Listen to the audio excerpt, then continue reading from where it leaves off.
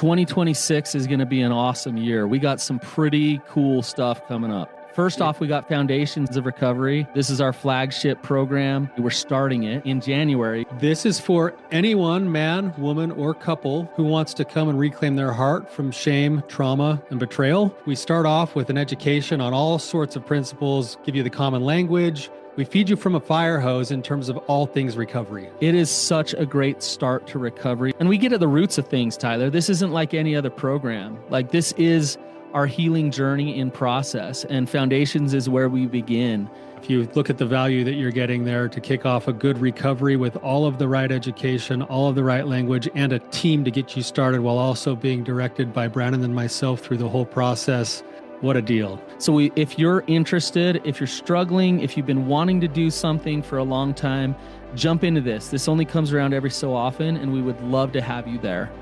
Click the link in the description to sign up for it. And to make it even sweeter, we're also including a raffle for a free pass to the Radiant Dawn retreat. Anyone who signs up for Foundations will be added to the raffle for that free Radiant Dawn pass. If you're a man and you sign up for Foundations, your name still gets entered, and you can give that pass away if you win it to any woman that you want to. So what you're saying, Tyler, is if you sign up and participate in Foundations, you could possibly go to Radiant Dawn for free? That's exactly what I'm saying, which is crazy because Foundations by itself is already an insane value. Man, I sound so salesy. But it actually is awesome. So come to Foundations. And even if you don't come to Foundations, sign up for Radiant Dawn. It's beyond therapy, the best healing experiences that you can have. Click the link below and come join us. After years of recovery, why do I still feel the need to lie? Welcome to the Real Talk Recovery Podcast with the Therapy Brothers. We're brothers, we're therapists, and we know recovery. Bring your stories, your questions, your successes with real recovery.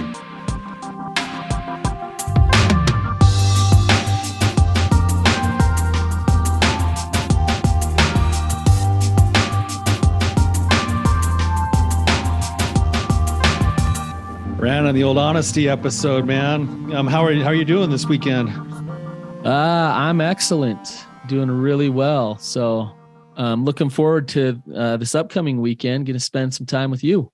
Yeah, we're going to go down and send Dad off to a guy's trip and send Dad off to his church mission and spend a little time with him. So I'm really excited. I'm gonna call my shot right now. But at least one game, we'll probably play like 20. At least one game, I'm going to work you at pickleball. Pickleball is the great equalizer because you don't necessarily have to be all that athletic to be good at it. Oh, look at that backhanded shot you just took at me. Like, yeah, you could beat me at that because it doesn't require any athleticism. What I will say is that I'm going to avoid the golf course with you at all costs. Which also doesn't require any athleticism. Because I can't stand to lose. Yeah. Well, if I can't get that pickleball game, then you are hitting the golf course with me. All right. Well, I'll let you beat me at something. So. All right. Well, William, we have a guest with us today. Welcome to the show, William. Well, good to be here. If you could just give us a little bit of context, background, and we'll go from there. Okay. I've been in recovery for 16 years. Really, though, for the first 14 of it, played around and did just enough to stay out of trouble. I'm a survivor of childhood sexual abuse, obviously from a dysfunctional family origin and everything that goes with that. But I've been in recovery for 16 years. Really relapsed probably 4 years ago, hit it for a good 2 and then got busted. My wife and I did we separated, did a full therapeutic disclosure. I work with a trauma counselor. She's got her counselor. We have our counselor. And, 14 months of separation. And actually, right about now, we've been back together for right at a year now. Okay. Quite a journey. Quite a journey. I was the master of half measures for much of my recovery and realized that my life needs rigorous honesty, which goes well with the question of the day. So talk about the struggle with that, if you would. There are times that for whatever reason I feel the need to be dishonest and lie, and it's really, and there's been two incidents when since we've been reunited that I haven't been honest, and it's not over anything major. I haven't been acting out. I've been sticking to my boundaries. The behaviors have been good, but she's asked me a question about something. One was about, did I go in a store? And I felt the need to lie out of shame or embarrassment or whatever. And then this latest one was, did I eat what I took to lunch? Did I enjoy my lunch? And I said, yeah, it was great. And the truth was that I didn't eat it. I went to lunch with a couple coworkers, and that was a Friday. And, Sunday, it just ate at me all weekend. And Sunday, I'm like, I didn't tell the truth about what I had for lunch. I went out with the guys and had lunch. And that was actually two violations. One was a lie, but with our boundaries, it's, when I'm dishonest, I have to tell her, violate a boundary, I have to tell her within 24 hours. So, trust is lost in buckets and gained in droplets. And so we're kind of in that. But for some reason, I just felt the need to be dishonest, to hide something. So if I'm hearing you right, William, you've been through, 16 years in recovery, even at half measures, is a long time to be working recovery. And you've been through, it sounds like systematically you've gotten deeper and deeper into actually wholehearted, real recovery, at least the way that, we talk about it here. You've gone through a full therapeutic disclosure, which theoretically means you've spoken all of the biggest sources of your shame to your wife. And yet you still find yourself with this little habit of here and there, it sounds to me almost like it's like an autopilot kind of a thing that's just there, that like, oh, boom, I caught myself lying. And sometimes it takes you longer than a day to go, oh man, like, why did I have to do that? Like, what was actually going on there? Is that right? Is that kind of what you're saying? Yeah. As throughout my childhood, I did everything I could to stay out of trouble. And that just involved a lot of lies. Stupid little things, big things, whatever to stay out of trouble or to not hide or to hide what I was going through internally. I came up with stories, fantasies, lies, whatever. And even though, we've done a full disclosure and she knows everything, there's still that whatever desire, need, feeling to go back to it. What are you afraid of?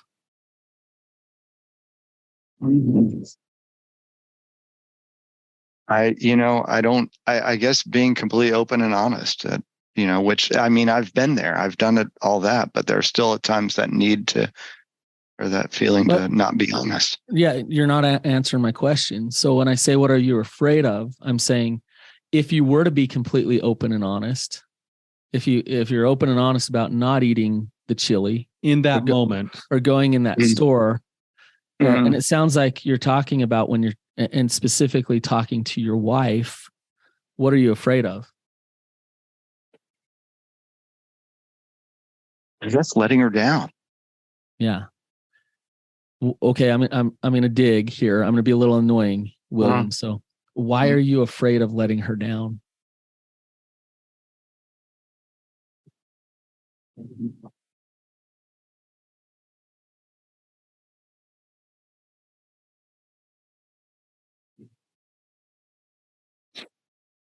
I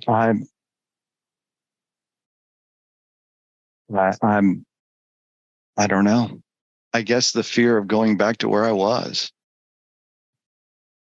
And where you were was where? Just in a world of lies. This double life that I live. Okay. Fear of letting her down. I'm afraid. Go ahead, Tyler. What's the story about who William is if he lets his wife down?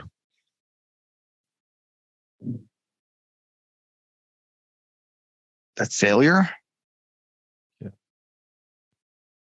Yeah, it's almost like that look. It's like you're driving with your wife in the car and she asks you how lunch was yesterday and you're like, well, it was fine, it was great. You don't want to let her down by by not telling her that you didn't eat whatever food you took with you and you went somewhere else, and you don't want to deal with that look in her face, that whether that's having been let down or a little moment of disgust or a little moment of like reminder of betrayal, because that would mean that you're a failure as a man, as a husband. Yeah. William, yeah. William, do you avoid conflict with her? Oh, like you wouldn't believe. Yeah. Yeah. Yeah. It's a huge negative coping strategy is I don't want to bring up the tough subjects. Which with her. Do you realize that's not being honest? Yeah. I'm not trying to beat home any shame about, but just the avoidance of conflict is you not showing up authentic in your relationship. And this isn't about your honesty, William. This is about something different.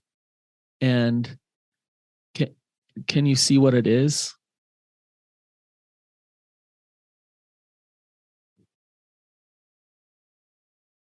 I'm gonna have to ask you to give me a hint here. I'm sure, Tyler, you can see it. Yeah, well, I want to just maybe paint the picture, and just so that you don't have to go to your shame by yourself, I want to share a personal story that's almost identical. So, and then I'll explain what my process was and see how close it is to yours. Does that sound all right, William? Yeah. So we were probably, I bet we were probably 6 or 7 years into our own recovery. And I remember one day we had kind of this agreement. We were on a really tight budget. We were just young still, like wanted to make sure we knew where every dollar was going. And one day I went and I took leftovers, but I didn't eat the leftovers the same as you. And instead I went to Chick-fil-A. And I ate Chick-fil-A. And then I went to bed that night. And she didn't even ask me the question, but when we laid down in bed, I knew that we had agreed to share all of our spending, and I didn't tell her about that. And I laid in bed for 3 hours, and I got so worked up about the fact that I was being dishonest that I had a panic attack. My hands started to sweat. My feet started to sweat. I started to shake.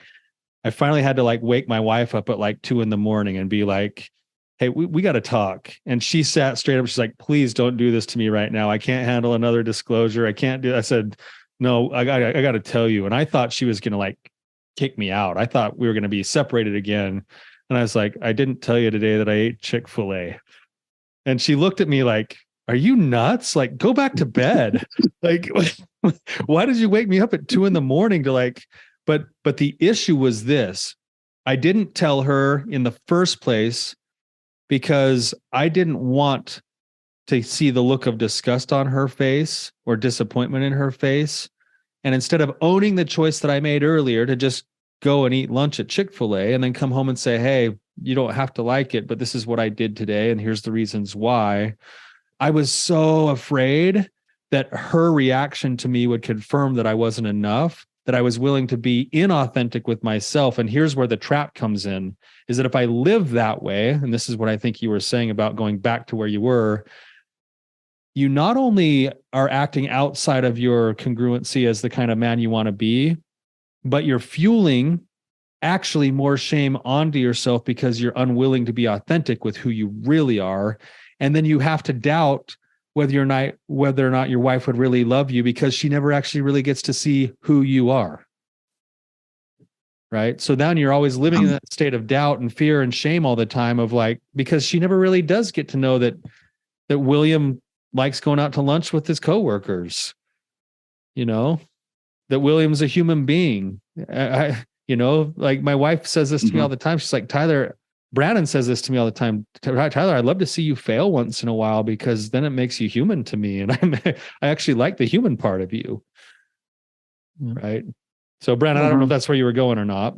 Yeah. I mean, William, at the core of this, the lying is just a symptom. And it's what Tyler's talking about. The core of this deep down is you don't trust that you as completely you is acceptable and lovable. And so the reason why you're shame screening, the lying is just a shame screen. is deep, deep down, you don't know you don't know who you are and trust yourself. And I think what you're trying to attempt to do is to kind of be a puppy dog on a string with your wife of like, hey, I'll do this and I'll do that and I'll, and then she'll accept me. And the fact of the matter is your wife wants a masculine man who's confident, who knows who he is, and that will bring passion and excitement into her life, and it'll be totally scary for her. But you won't show up that way, William. You won't show up that way by trying to get your worth from her, by trying to get your worth from others, by then being good enough, and then I can show up confident. It's backwards, and it's a play that never works. Do you understand what I'm saying? Yeah. Yeah. It's performance-based affection. Yeah. Yeah. And or checking the boxes. If I do this, and if I do this, I am loved or I'm accepted. And that's the household I grew up in. There it is. Yeah. You were raised, you were conditioned that way, you're saying. Yeah. Yeah. Yeah. And so there was this really contingency or transactional model to love is if I show up a certain way, rather than like figuring out who William is and then just being and trusting that you are lovable in all of your mess, in all of your authenticity, in all of it. And the only way that you'll know that, William, I hate to tell you this, how will you actually find that out? I was looking forward to you telling me that, but I'm a therapist. I can't. I got to back off and let you figure this out. I just have to figure out who I am and be authentic. How do you actually know that you're lovable when you feel like you're not? Like, how do you actually go through that process of being like, holy cow, what I was thinking was actually not true? Tyler and I just talked about this. How do you actually like experience, hey, she can be pissed at me, or they cannot like me and I'm okay?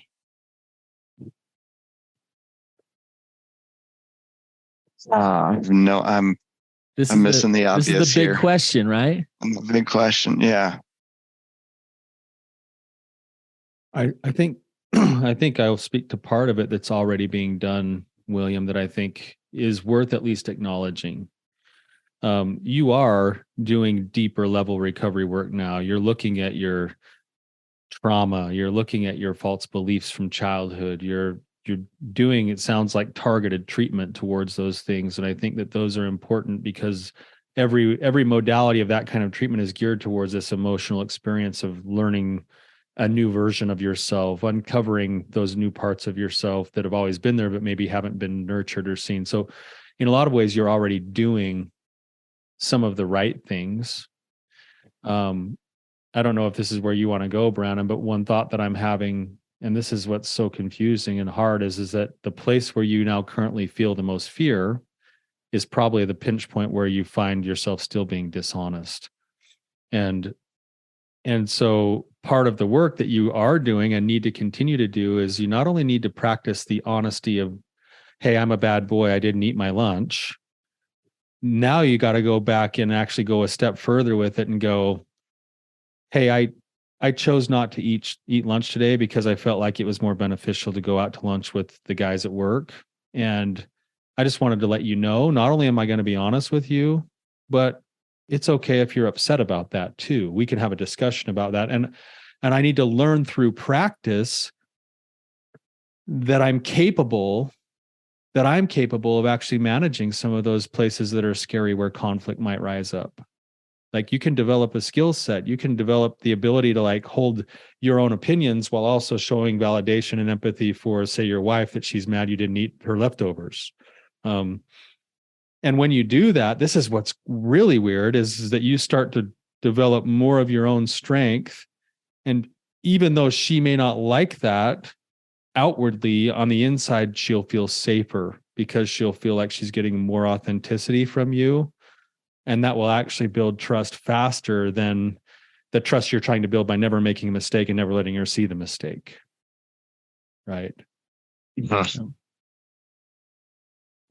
Sex addiction is about, in many ways, and for most of the clients that we work with, it's about seeking validation and seeking okayness. And usually it's from the feminine, right? And so, and this is what's backwards in a lot of ways. What guys try to do in recovery work, and I put that in quotation marks, is recovery now is me trying to seek validation from my wife. And if my wife tells me I'm good enough and doing good enough in terms of, her trust and things like that, then I'm getting in recovery. That you're actually acting out the very thing that you've done in your sex addiction, which is seeking validation from the feminine. And what real recovery is knowing that you're valid, knowing who you are outside of seeking validation from that feminine. So then you can show up as a strong partner who's really done his own work. And so there's, when you talk about it's hard to be honest with her, William, it's going to be a little bit excruciating, but what you need to do is be able to, let me back up just a little bit. If you've been kind of compliant and trying to do what's right, you either have a ton of resentment toward her, or you have a ton of deep-rooted shame toward yourself of, I can never do it. I can never measure up. I try. Or deep down, there's this like, I hate you because you dominate me and own me. And she doesn't, but you allow her to be in that place. She doesn't want to be in that place. Yeah, she might, but she probably doesn't. Right? It feels safe there, but she ultimately doesn't want to be there. Right. And so those feelings of that deep shame or that intense resentment, what you want to be careful of is what we're talking about. You don't want to take those and say like, okay, now I don't care at all about you. Like, screw you. I'm swinging the pendulum way over here because I'm now going to know who I am. I do whatever I want. I eat lunch every day out, Yeah. And what you want to do is you want to take ownership for those feelings and say, I've created this. And I'm not going to use those feelings to then be empowered, but I'm going to realize that I'm creating this stuff. And instead I'm going to show up as an empathetic, loving, authentic, honest man. And she might not like it. And I'm just going to hold empathy there and be honest. And she might not like it. I'm going to hold empathy there and be honest. Right. Am I making sense, William? You are. Yeah. Empathy is something else I struggle with as well. So, yeah. But which makes total sense. That makes sense. Yeah. Yeah. But no, I don't think, you said she may not like it there. Actually, I think I know she will. Yeah. I know she would appreciate the more masculine, honest, response, and more masculine man. Right. Yeah. Well, and in the moment, it might feel like to you that she doesn't appreciate it. So like, let's say she comes and she says, William, I have this boundary and it's all about controlling you and you don't feel right about it and it doesn't feel good, for you to be able to say, that doesn't work for me. And let's say she says, what do you mean it doesn't work for you? Like, blah, blah, blah, blah, blah. Mm-hmm. For you to say, I can see why that's frustrating and hard for you. And I want to hear about your pain and it doesn't work for me. Do you see how hard this can get? Yeah. Yeah. That's for someone who doesn't like confrontation and conflict. That's going to take a lot of practice. Yeah. It's going to take practice to get there. I wish people could have seen your body language. Brannon said that, William. Like, can you just put into words what went through your body when Brannon said that you needed to do that? Into words, it was this big scary monster, hands up that. Yeah, I'm going to avoid that big, scary monster of conflict. Yep. Yeah. Could we just spend a little time on that for a second, William, and just like, where did you learn to respond to conflict the way that you typically do?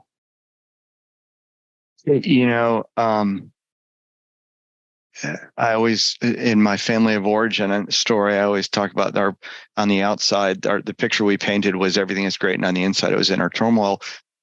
But we never talked about any of the conflict. There was never anything bad. My parents divorced when I was nine to 10, something like that. And it wasn't explained to me what was going on. I helped my dad move out of the house, but I had no idea what was going on. So anything that was conflict just was if we avoid it, it'll go away, and we never talked about the tough emotional things that was going on in my family of origin. It just was avoided. So that avoidance, man, I knew it. It worked well for me. I did it for 50 some odd years. It worked well until it didn't. Yeah. And it is difficult when in situations where I have to address conflict in my work. I have to work myself up to it. I have to kind of role play it in my head of what I'm going to talk about to bring it forward. Okay, so I can be prepared for it, so that I can stay regulated.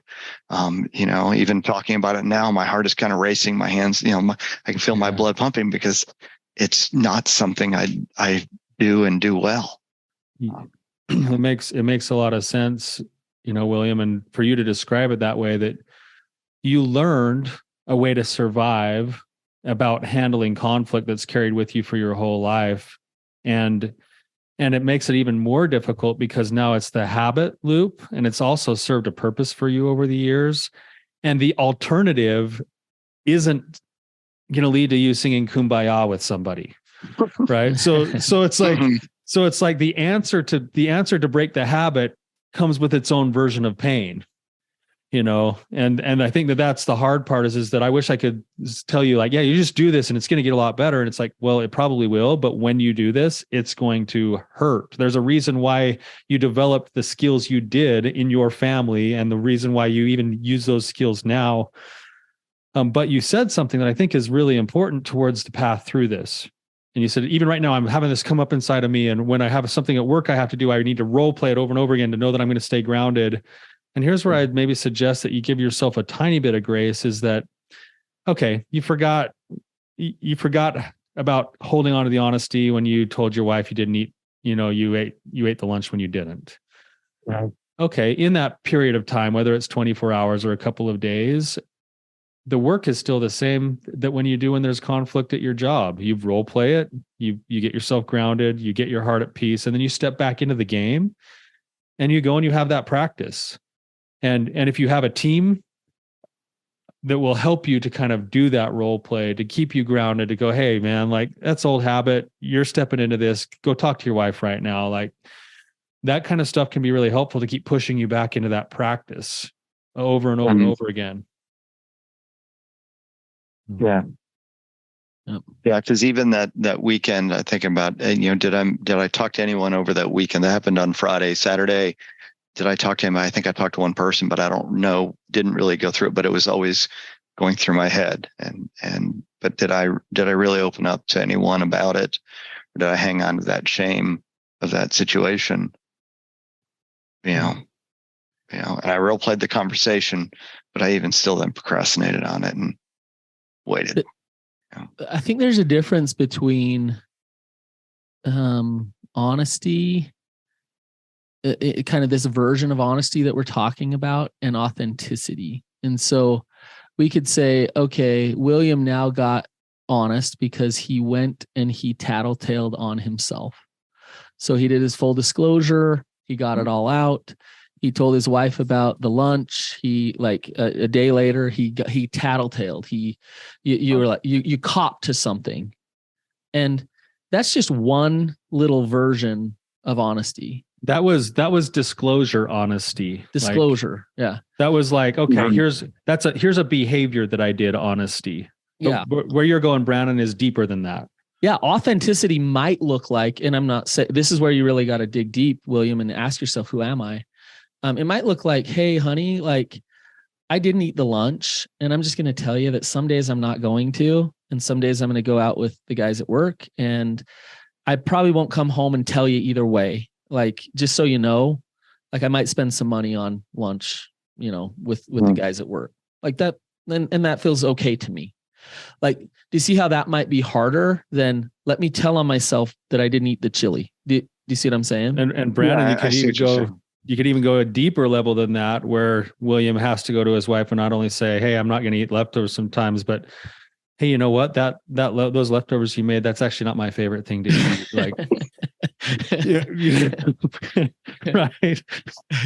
So I love that you support and provide and the food that you cook, but that's really not my favorite, and especially as leftovers. Yeah, but you're not. But William, you're not trying to dig the dagger in, because that might be that resentment that I'm talking about, right? Like, let me tell you why I didn't eat your stupid leftovers. No, but yeah. They were my leftovers. I made it. Yeah, you made it. Yeah, and I did. Okay. Yeah. So. Yeah, no, I could see where that and I see your point about the honesty as in the disclosure and the tattletale, and that is really the checkbox again. Right. You know, that performance based or the transactional, whereas the authenticity is really going into more detail, but being open and honest about the reason and being comfortable in sharing that. Yes. This happens with this happens with sexuality all the time. It's okay. For recovery's sake, I have a box that I need to fit into, which is safe for my spouse. So then, okay, this is the box. So this now is my sexuality. The problem with that is your sexuality is your sexuality. It doesn't just fit into this box automatically. Now, what you do can. But if you're an authentic sexual being, then you're open about who you are, and you're honest, and you're vulnerable in those things. And so you don't dance around all that and fit into the box. You're actually an open, authentic, honest sexual being. But it's so vulnerable and so shameful around those things. It's hard to be authentic and open. And it's easy to get compliant with exactly what recovery, the therapist and the wife and everybody else is telling me that I should be. Does that make sense? Yeah. It does, you know, and, you know, this whole recovery has been really about redefining who I am and discovering, you know, who I really am. And I, you know, as much as I thought I had found that spot, obviously there's still work to be done. And it's going to be awesome. Brannon, then your example of that too, and it could go across a lot of different things too. It could be, you know, emotional, pick a topic. I think it's important that, you know, William may still choose to fit into that box, but he needs to know that he's making the choice while also being honest about the fact that he may or may not actually fit all the way into that box. But it's the intention of the choice. So for instance, let's say, let me use like a different example. If I had my wife come to me and say, "Hey, Tyler, like, pick a different thing, like relationships with other women. Hey, Tyler, it doesn't work for me that you have these kinds of relationships with other women." And for me, I'm like looking at it and going, but none of those relationships are actually causing any risk in terms of like danger to our relationship or whatever. I'm boundaried in the way that I'm handling things, whatever else it is. I might choose to say, "Hey, you know what? I'll temper certain things as long as you understand that this is actually how I feel about it. And this is what I think." I'm willing to do that, but it doesn't mean that I'm actually like that. That's not necessarily me. Right. But Tyler, in this example, you have to be fully honest with yourself that you are willing to do it. Yes. If you're doing it out of fear of the repercussions of her wrath, then you're not showing up in your truth. You're showing up in caretaker mode for her. Right. Versus choosing in. And that's where resentment will set in unless it's my choice that I take ownership for because I chose it. So the same thing with like the sexual template kind of a thing, right? Like I might be okay with a box that's twice the size of my wife's, and my wife has a smaller box, but because I choose to be in a relationship with her, I can be okay with the fact that my box is bigger, but I might choose to stay within the bounds of that smaller box because that's who I'm with and because I'm choosing to be with her and because I want there to be safety and trust. As long as I don't betray myself and think I'm bad and terrible and whatever else, because I would be okay with something that's bigger. But I'm talking about being disingenuine. So I agree with you. But like if you're acting like you're in that smaller box, like this is all I am and I'm just sober and this is it and this is all I am. But actually, like there's thoughts going on, there's fantasies, there's other things going on. And you feel like I can't talk openly to anybody about that or be authentic about that.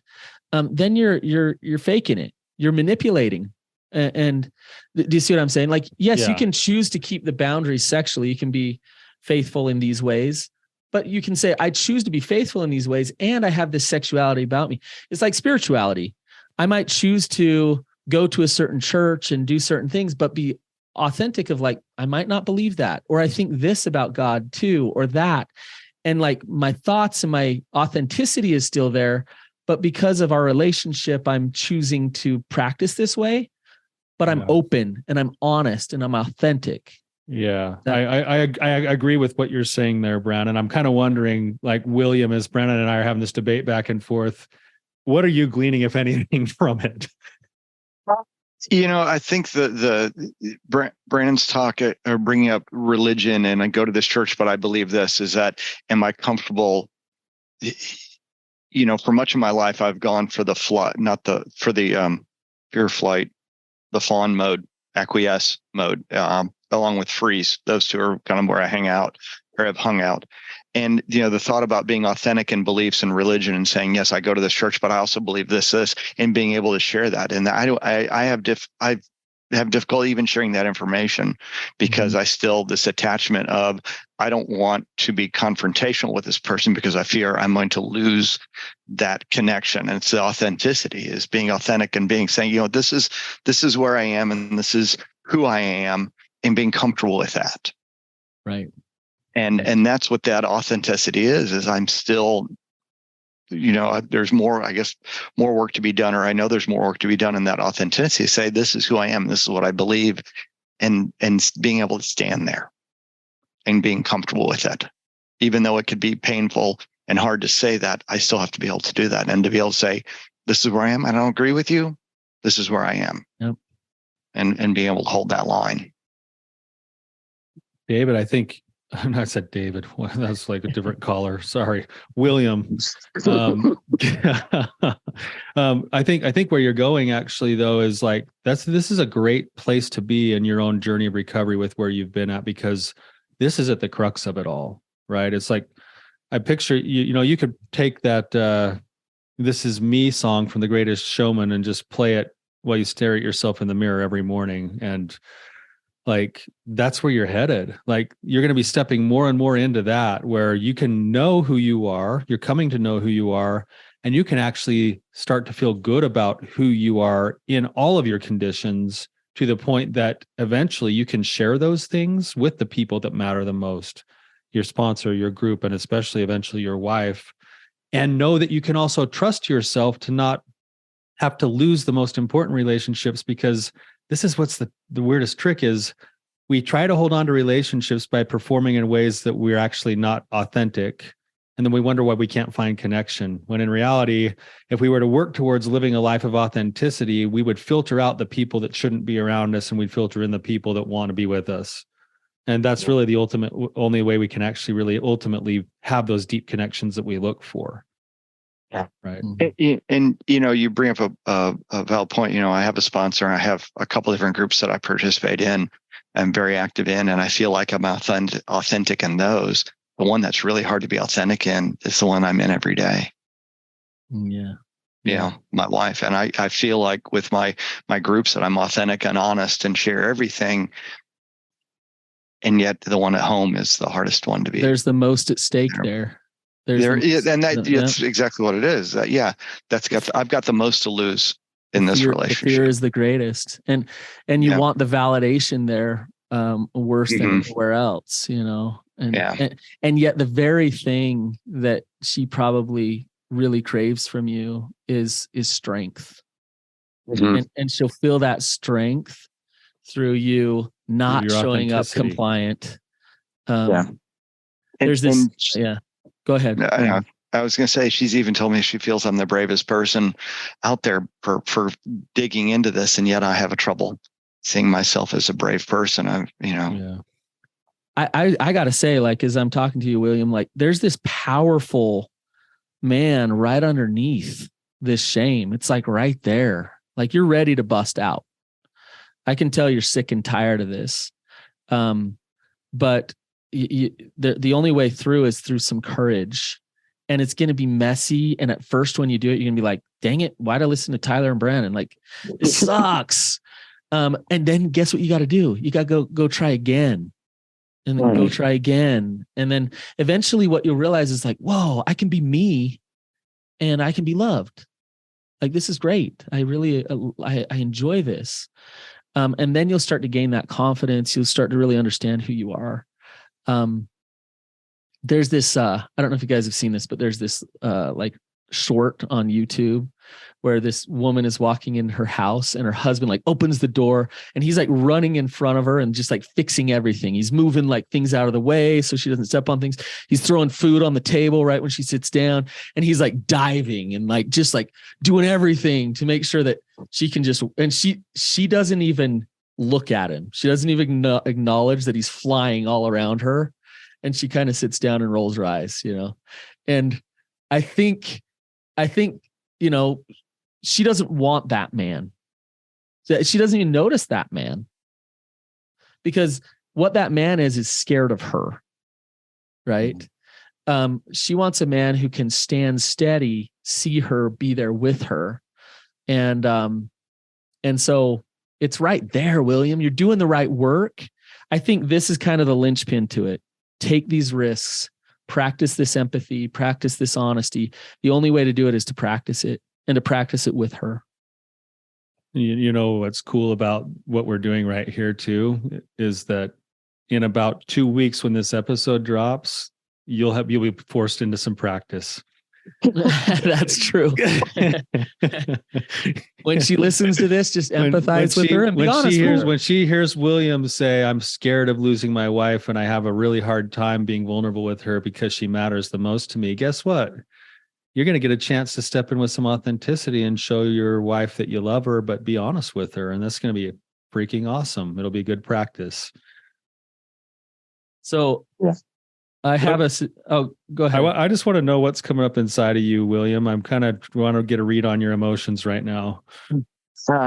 You know, I will say she does know I'm on this call right now, so it won't be a complete surprise. I felt that would be pretty brutal. Is this you? You know, why didn't you tell me? Because that's not being authentic and honest. You know, it is.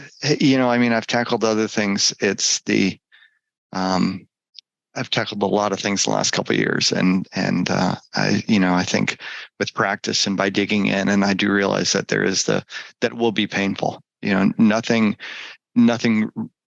You got to experience the pain to really come out on the other side. You know, you got to do the work to really be able to enjoy the fruits of the labor. Have you read No More Mr. Nice Guy? No. Okay, Dr. Robert Glover. No More Mr. Nice Guy. Check it out. It would be a good place stack of books to read. To start. Yeah. And it would be helpful too for your wife to understand the work that you're doing, so that she's not caught off guard. Because if she's used to this, you know, conflict avoidant, you know, she might be happy, like, oh, good. Thank you for stepping up right now in your authenticity, versus like, whoa, I'm not used to this. She is, I am blessed that she's on her own recovery journey. And she's got groups that she participates in. And obviously we have a marriage counselor, a CSAT marriage counselor. And so we're on a journey together, and we're on a journey individually. Awesome. So, excellent. And I tell you what, it is a good thing. It's a difficult thing because she does hold me more accountable as she learns more things and sees through my crap. But it's a good thing. Good. It's a really good thing. So. Well, William, we're out of time. I sure do appreciate you coming on and being vulnerable. Tyler, any last words? Yeah, I just want to see if there's any last thoughts from you, William. No. I've gotten more than what I thought I would. A whole lot more out of this than I thought, and went a whole lot deeper than I thought. I knew it wasn't an easy question, but I got a whole lot of notes on this piece of paper here in front of me. And I really appreciate your time and your podcast and everything that you do. Well, thank you. Thank you, William. I know that what's kind of cool about this again is that there's probably hundreds of couples who are going to have the same discussion, because the leftover topic is one that is frequently addressed. So, Yes. so there's other people listening right now going home going like, I need to ask if my husband ate his leftovers today. So no, anyway, seriously though, like what you brought up is so pivotal and so important. And the work you're doing, I want to just echo what Brannon said. You're already there. You're on the path. You're moving that direction. You can sense it in your heart and your way of being. You're going to be stepping into this. You already are. That's why you're on the show. So I just say thank you for your willingness to come on and share, and thank you for what you're giving to our listeners by doing it. Yeah. You're welcome, and I truly appreciate what y'all are doing. Thanks. All right. We'll see you guys later.